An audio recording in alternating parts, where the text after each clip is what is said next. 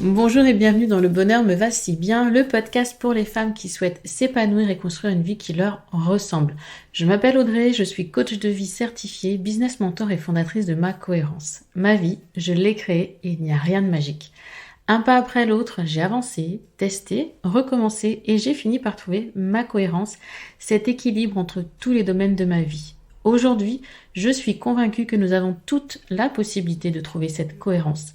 Chacune, nous avons le pouvoir de créer une vie plus en harmonie avec nos valeurs, nos désirs, qui nous sommes profondément.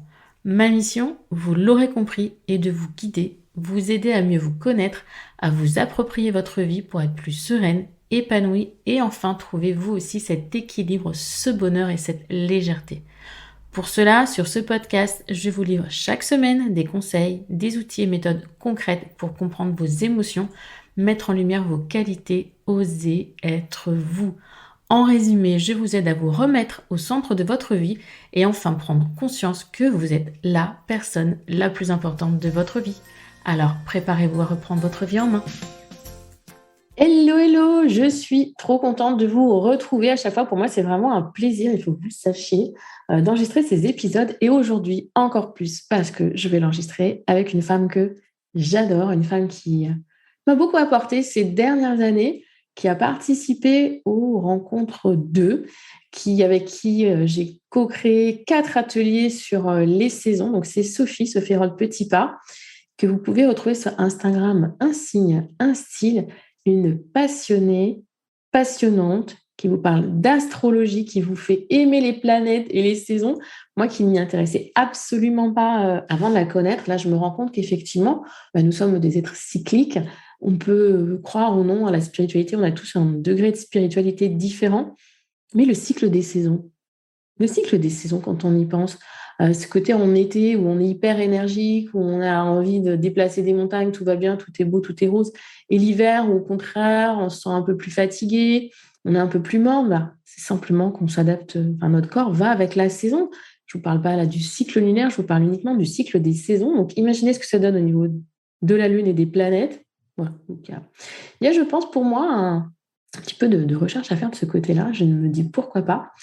Et aujourd'hui, donc du coup, je papote. J'ai invité Sophie pour parler d'astro-bugeons. Donc, pour celles qui n'ont pas de bullet journal, c'est pas grave, vous pouvez continuer l'aventure, vous pouvez continuer à nous écouter.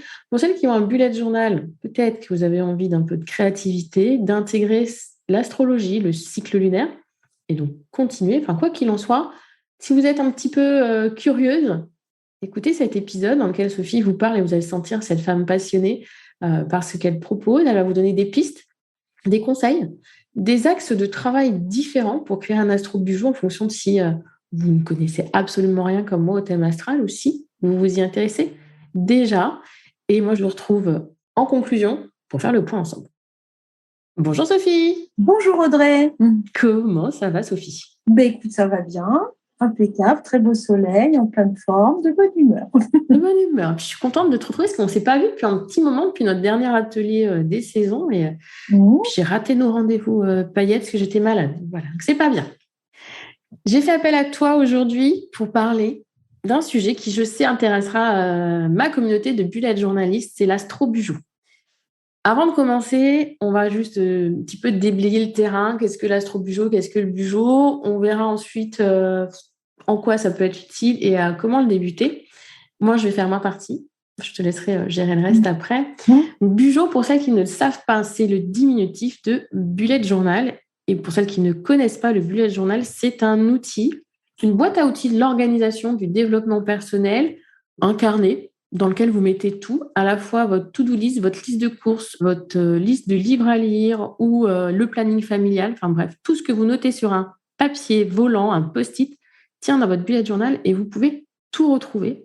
Et avec notre charmante Sophie, on peut y joindre la note astro. Donc, pour toi, Sophie, c'est quoi un astro-bijou? Alors, en fait, pour moi, l'astro-bijou, il peut avoir deux fonctions. Il peut avoir probablement d'être un outil pour commencer à apprendre l'astrologie ou tout simplement lire son thème de naissance, sa carte du ciel toute seule. Donc, c'est un carnet dans lequel on va pouvoir reproduire sa carte du ciel, noter toutes ces données personnelles astrologiques, j'aime bien donner ça comme ça, la travailler sous forme créative. Et puis ensuite, on peut la travailler aussi avec des questions qu'on va se poser sur telle ou telle planète ou tel signe. Voilà. Et puis, on peut aussi le travailler au jour le jour, une fois qu'on est un petit peu à l'aise avec sa carte du ciel, en regardant, par exemple, les cycles de la Lune, en regardant la position des planètes tel jour et voir un peu comment on réagit au niveau émotionnel par rapport à ces transits planétaires. Donc, c'est un outil qui peut être dédié à celles qui ont envie d'apprendre l'astrologie et d'utiliser la technique du bullet journal pour s'approprier et incarner son thème de naissance. Ça peut être aussi un outil intéressant pour des fans de art journaling ou de bullet journal qui des fois manquent d'inspiration, en ont un peu un bol de faire des listes de courses, comme tu dis, qui se disent « Oh, moi, j'ai envie de trouver une autre thématique à rajouter à mon bullet journal ». Et donc là, elles vont rajouter la touche astro. Hein. Donc voilà, moi, je le vois un petit peu comme ça. Et alors, je sais que j'ai des personnes de ma communauté Bullet Journal qui l'ont. C'est d'ailleurs pour ça que j'ai créé un tableau Pinterest Astro Bujo. Qu'est-ce que ça peut apporter, ce carnet astro, cet Astro Bujo? Qu'est-ce que ça va apporter à nos auditrices dans leur développement personnel, dans leur mieux-être de créer leur Astro Bujo? Alors, tout d'abord, elles vont travailler avec leur carte du ciel, leur thème de naissance. Or, l'astrologie, avec son thème de naissance, c'est un formidable outil de développement personnel puisque ça va nous permettre de regarder d'une autre façon, avec un autre regard, notre personnalité, notre tempérament. Le thème vous permet de dégager vos talents, vos blocages, vos peurs. Donc, on peut travailler toute une série de thématiques de psychologie, voire de spiritualité pour celles que ça intéresse, avec la carte du ciel. Donc, cet outil va vous permettre de rentrer un peu, de mettre les mains dans le moteur de votre thème pour aller chercher tout ça et le travailler au jour le jour avec des petits exercices créatifs, d'écriture, toutes sortes de choses que moi, je peux vous proposer. Je peux donner des exemples parce que j'avais fait un livre qui s'appelle Mon cahier astro chez Solar qui donne aussi des indications là-dessus. Et d'un point de vue, parce que je sais que j'en vois beaucoup dans l'Astro Bujo des cycles lunaires, ça nous permet aussi de nous reconnecter. Enfin, moi, de prime abord, novice, d'ailleurs, dans peu de temps, il y aura un épisode sur le thème astral, justement, ce que ça peut apporter, le thème astral. Moi, novice qui ne connaît pas du tout mon thème astral, c'est vrai que j'aurais tendance à commencer mon Astro Bujo par le cycle lunaire. Qu'est-ce que tu en penses? Alors, c'est pas forcément le cycle lunaire, il n'est pas forcément lié au thème astral. On peut le relier, ça serait une autre façon d'aborder l'Astro Bujo. C'est-à-dire de dire, hop, je vais faire un Astro Bujo qui va être basé sur, par exemple, le cycle lunaire ou aussi les saisons, c'est-à-dire les passages d'un signe à un autre. Ça, c'est intéressant. C'est une autre façon de faire qui est sympa. C'est-à-dire, je rentre dans la saison Bélier. Donc, qu'est-ce que c'est que l'énergie Bélier? Pendant un mois, je vais peut-être être traversée par l'envie de l'oser, d'entreprendre, l'audace. Et on va travailler l'astrologie comme ça, de manière un peu plus globale. Après, on peut aussi donc travailler son thème de naissance. Après, c'est peut-être un tout petit peu plus compliqué de le faire tout seul. Il faut un petit peu s'aider avec un livre ou il faut déjà connaître un petit peu ou se faire accompagner, connaître un peu plus l'astrologie. C'est une autre façon de le faire. Il y a vraiment plein de possibilités de décliner un astro-bujo selon qu'on veut être centré sur son thème de naissance, centré sur les grands éléments de l'astrologie comme le cycle lunaire, comme tu disais, les signes astrologiques, par exemple. Donc voilà, il y a plusieurs façons d'aborder. Ouais, ça me plaît bien ça, parce que c'est vrai que tu dis, là dans notre audience, je suis pas certaine qu'il y en ait beaucoup, tu vois, qui soient déjà, qui connaissent leur thème astral ou qui aient déjà travaillé ce sujet. Et je me dis qu'il y a vraiment le côté, comme on a fait dans nos ateliers des saisons, d'aborder un peu l'astrologie par ce côté cycle des saisons, les 3 signes zodiaques des saisons. Et je trouve que c'est déjà hyper inspirant, important, parce que ça nous reconnecte déjà à notre cyclicité et nos cycles menstruel féminin, enfin, tu vois, tout déjà connecté, tout ça, Parce que moi, le thème astral, ça me fait un peu peur, tout de suite là. Maintenant. Alors, disons que si on veut faire très simple, si on veut démarrer un astro du jour, je n'y connais rien en astrologie, je peux me baser sur la roue du zodiaque, c'est-à-dire tous les mois, on va changer de signe, en fait, et on va avoir dans ce mois un cycle lunaire aussi. Donc ça demande pas beaucoup de connaissances dans le sens où tout le monde quand même connaît un petit peu les signes et c'est assez facile d'avoir des informations sur ce que c'est que les Gémeaux, etc.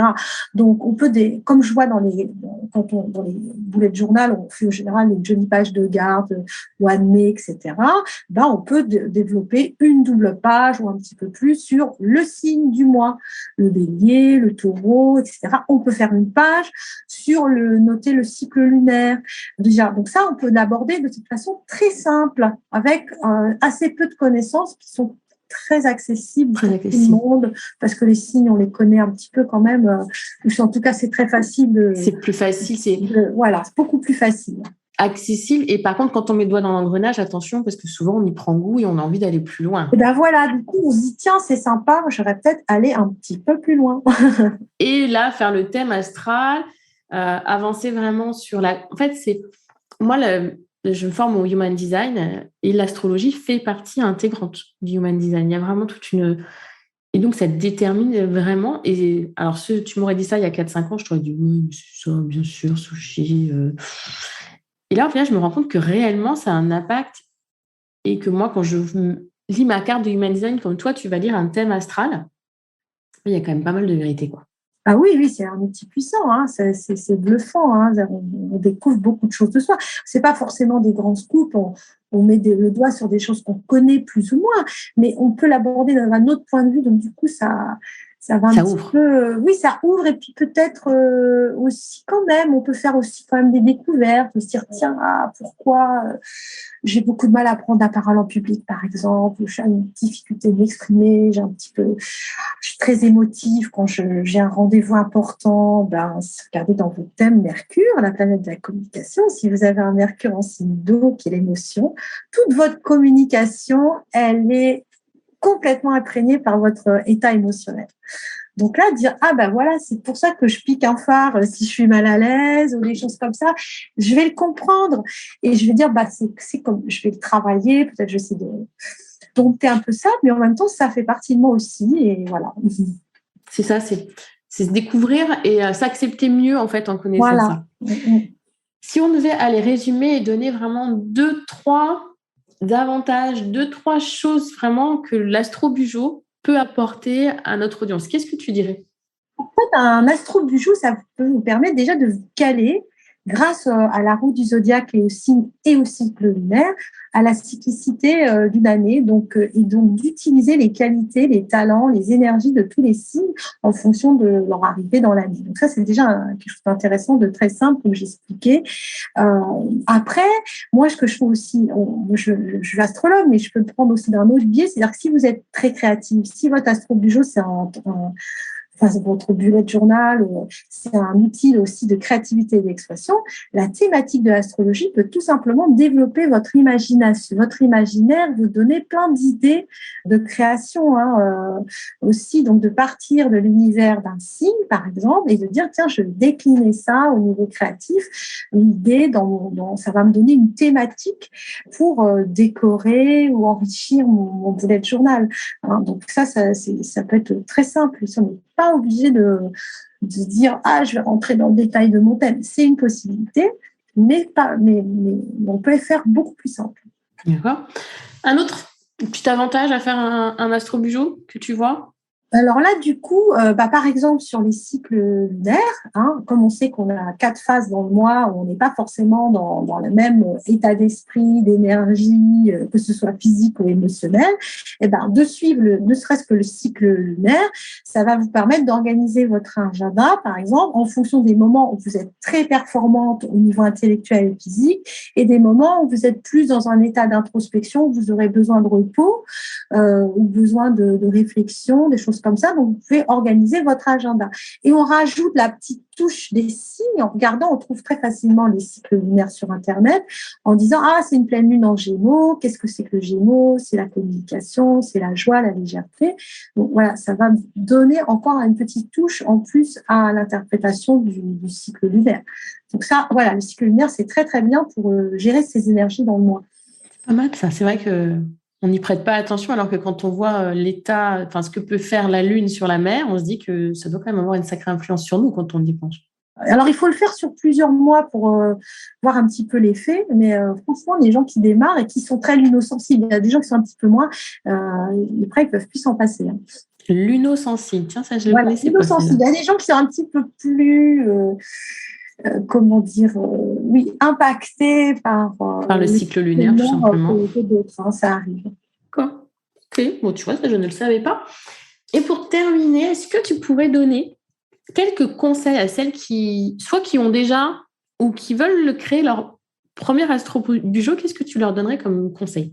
Alors, je dirais que ceux qui ont déjà un bullet journal, on peut intégrer une, comme je le disais, par saison, en regardant les dates de changement de signe, une double page consacrée aux signes et ses qualités à développer, une double page ou plus sur le cycle lunaire. Maintenant, si vous voulez vraiment faire un astro-bujo dédié, par exemple, à votre thème de naissance, vous pouvez aller sur un site qui est très bien, qui s'appelle AstroThème, où vous pouvez avoir votre carte du ciel gratuite. C'est facile, on peut l'imprimer. Et à partir de là, commencer à noter, j'ai ma Vénus qui est en Lion, j'ai mon Mars qui est en Cancer, déjà on peut noter ça, on peut faire des jolies pages, et on peut commencer déjà un peu à décortiquer son thème comme ça, avant de commencer à rentrer un peu dans des exercices plus d'interprétation. Mais effectivement, comme on disait, ça c'est un petit peu plus avancé, dans le sens où soit vous connaissez un petit peu de l'astro, vous pouvez le faire, ou il faut aller regarder un petit peu ou se faire aider dans ce domaine pour aller prendre en main sa carte du ciel un peu toute seule. Et ce serait plus un bullet journal de travail sur soi, de développement personnel, plus qu'un agenda. Là, on quitte un peu le côté agenda. Bon, on peut bien sûr, un bullet journal peut tout regrouper. Après, c'est au choix. C'est soit vous voulez vraiment faire un carnet astro, et dans ce cas-là, vous avez vraiment que la partie astro, etc. Soit vous le cumulez à votre bullet journal. Et le côté cycle lunaire, enfin, je veux dire, quelqu'un qui découvre son thème astral peut très bien se dire, OK, je vais mettre mon thème astral là, je vais faire des recherches dessus et servir de son bullet dessus. Et avoir les doubles pages, comme tu disais, le signe du mois, une double page sur le cycle lunaire du mois, une page pour la saison. Vous pouvez faire une double page à chaque changement de saison. Si on parle de la médecine traditionnelle chinoise, on n'a pas 4, mais on a 5 saisons. Voilà, l'intersaison. Ça peut être cumuler tout ça et c'est comme toujours, c'est fait comme bon vous semble. Il n'y a pas de... Juste pour ceux qui sont comme encore un petit détail pour plus avancer, mais qui est vraiment bien pour le côté agenda, c'est qu'on peut aussi, par exemple, si on va toujours sur ce site AstroThème, on a les positions planétaires chaque jour. Donc, on peut, pour celles qui connaissent, qui maîtrisent un peu plus, regarder, tiens, en ce moment, j'ai Mars, la planète de l'action, voire de l'agressivité, qui se balade du côté de la famille dans mon thème. Peut-être que ça va clasher ou des choses comme ça. Donc, on peut aussi ajuster ça. Mais c'est vrai que, voilà, je ne conseillerais pas de commencer par ça parce qu'il faut déjà connaître un peu son thème. Mais bon, il y a peut-être des auditrices je pense qu'il y a qui connaissent un peu et qui peuvent commencer un peu à le faire. Hein. Et surtout, une chose très importante que je veux dire, effectivement, l'astrologie, ça semble compliqué, mais il faut s'écouter et écouter son intuition.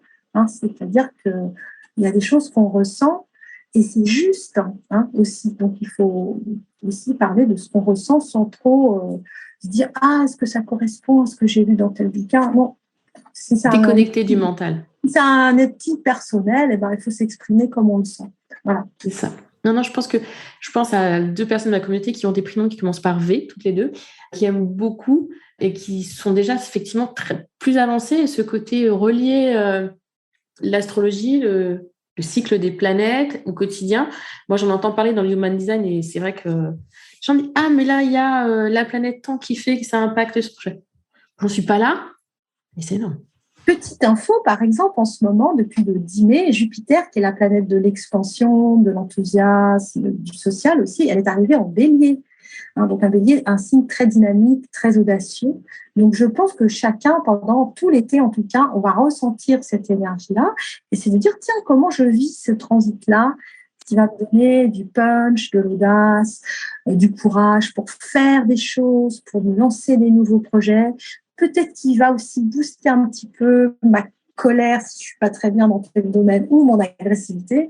Donc, oui, ça c'est intéressant de dire, tiens, j'ai un petit outil astrologie qui permet aussi de décrypter mon humeur là en ce moment, comment je me sens et qu'est-ce que j'ai envie de faire dans ma vie. Travail introspectif aussi. Voilà, beaucoup sur... ça c'est sympa aussi, mais pareil, il faut être un petit peu plus expérimenté en astrologie, mais pas tant que ça en réalité. Pas tant que ça, parce que je repense à nos ateliers des saisons où quand tu nous parlais des signes du mois, tu dis voilà, là par exemple la phase de l'automne où on rentre dans sa grotte, on va travailler sur ses peurs. Donc il y a vraiment, mine de rien, derrière ce côté astro, un travail de développement personnel pur et dur. Complètement. On peut faire du développement personnel vraiment très très précis avec ça, il n'y a aucun souci. Et du coup, Sophie, pour terminer cet épisode, on a discuté un petit peu avant et tu m'as dit, mais Audrey, j'ai un astrodico de disponible. Qu'est-ce que tu peux me dire sur cet astrodico qui est un cadeau? Alors, en fait, cet astrodico, je l'avais fait dans le cadre de la rédaction de mon livre, mon cahier astro, où je parle d'astro du jour. En fait, un astrodico, c'est tout simplement savoir reconnaître les symboles. Parce que si vous voyez votre carte du ciel, vous n'y connaissez rien, on comprend rien, c'est du chinois. En fait, il y a 12 symboles à connaître, les 12 signes astrologiques, 10 planètes, comment c'est un peu organisé, qu'est-ce que c'est qu'une maison, des choses comme ça. Donc, l'astrodico, c'est ça, tel sigle, c'est la planète de Vénus, quelques mots sur ce que ça représente. Voilà, c'est juste pour tout simplement être capable de lire son thème. C'est une sorte d'alphabet qui vous permet de lire votre thème si vous n'y connaissez rien. Oui, de commencer ou voilà, d'avoir, ok, d'accord, c'est le lexique astral. Voilà, c'est ça. Donc, j'ai mon thème, j'ai tous ces petits zigouigouis dessus. Ça veut dire quoi ? Et ça, c'est Saturne, ça, c'est Mars, ça, c'est le Bélier, ça, c'est le Taureau. Voilà, c'est ça. C'est parfait.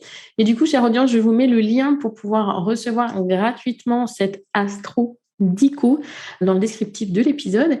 Et Sophie, elle m'a annoncé, moi j'ai eu la primeur, qu'elle organisait un atelier Astro du jour 3-4 heures, tu m'as dit Sophie. Hein. Là, juillet 2022, dans les 15 premiers jours de juillet 2022, donc s'il y en a parmi vous qui ont envie de tester, qui ont envie de créer leur premier ou qui ont déjà et qui ont envie d'aller un petit peu plus loin, donc on peut te retrouver sur Instagram, un signe, un style, c'est bien ça ? Un signe, un style. Je communiquerai les dates. Je pense que ça sera dans la première quinzaine de juillet. Ce sera un atelier via Zoom de 3 ou 4 heures, je ne sais pas encore, où là, je vous accompagnerai pour commencer les premières pages, notamment autour du thème astral, parce que c'est dans cette version-là où il y a le besoin de plus d'aide. Hein. C'est compliqué d'y aller tout seul.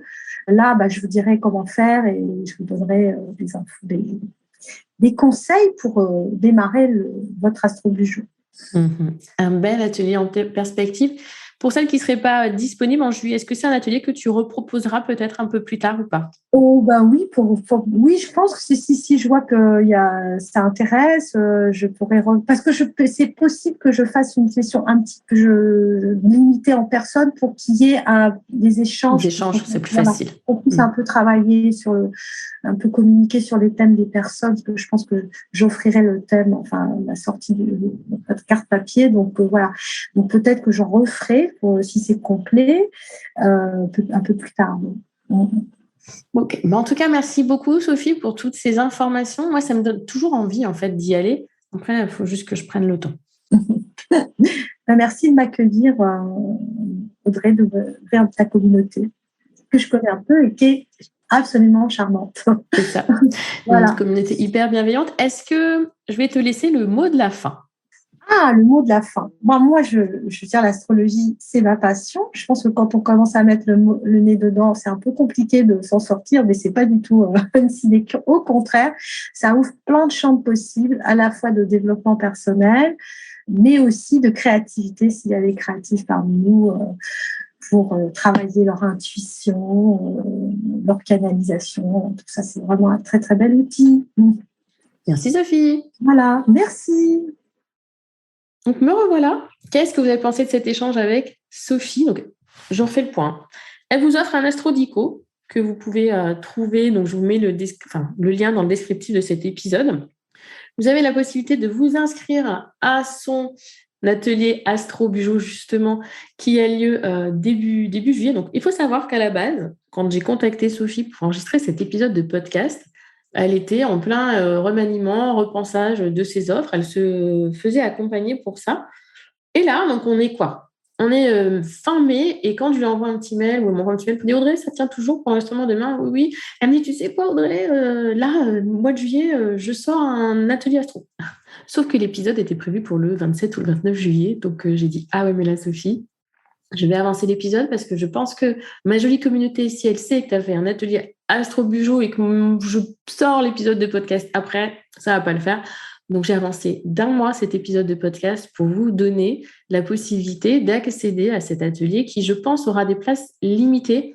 Au moment où on enregistre en fait cet épisode, Sophie, elle ne sait pas trop. Elle a plein d'idées à mettre dans cet atelier. Elle dit 3 heures, mais 3-4 heures, mais ce sera bien 4 heures, je pense. Et elle va le limiter parce qu'elle a envie aussi de faire un peu de lecture de thème astral pendant cet atelier. Et si vous êtes trop nombreux, ce ne sera pas possible. Donc, toutes les informations sur son compte Instagram, puisqu'au moment où on enregistre, nous ne les avons tout simplement pas. Voilà pour cet épisode. J'espère qu'il vous a plu. Très bientôt, je parlerai de thème astral avec Hélène. En quoi le thème astral peut vous aider dans votre développement personnel. Sophie vous a déjà donné des pistes aujourd'hui. Et avec Hélène, nous irons encore plus loin. En attendant, prenez soin de vous. Surveillez un petit peu peut-être ces cycles lunaires ou vos cycles féminins. Quel est l'impact de votre propre cycle sur votre humeur, sur votre niveau d'énergie? C'est un challenge que j'ai fait faire aux pépites, je crois que c'était en mars, qui leur a beaucoup plu, qui leur a tout simplement permis de se reconnecter à soi. Parce qu'en tant que femme, généralement, comme on vous l'avait dit avec Olivia lors de l'épisode sur le cycle féminin, on subit notre cycle plutôt que de, entre guillemets, surfer dessus, en tenir compte pour l'adapter, se dire, OK, là, je rentre dans la phase où de toute façon, je vais être flagala, je ne vais pas être bien, ça ne sert à rien que je prévoie trop de choses. Ou je vais être dans la phase, waouh, pump it up, j'ai plein d'énergie, et on peut s'organiser en fonction de ça.